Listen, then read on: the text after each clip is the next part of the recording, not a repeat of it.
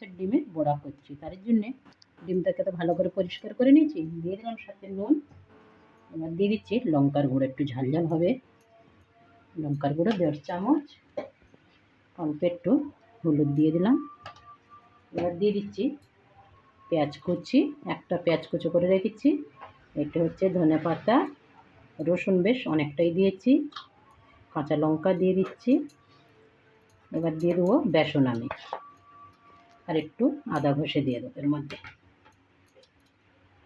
দিচ্ছি একটু আদা বাটা। এবার বেসনটা দিয়ে দিলাম।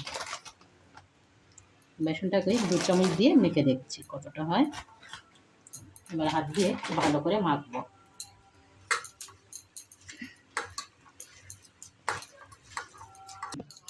ভালো করে মাখা হয়ে গেছে। এদিকে কড়াই তেলও দিয়েছি। এবার ছোট ছোট করে বড়াগুলো ভেজে নেবো আমি। আর একবার দিয়ে দিলাম সব।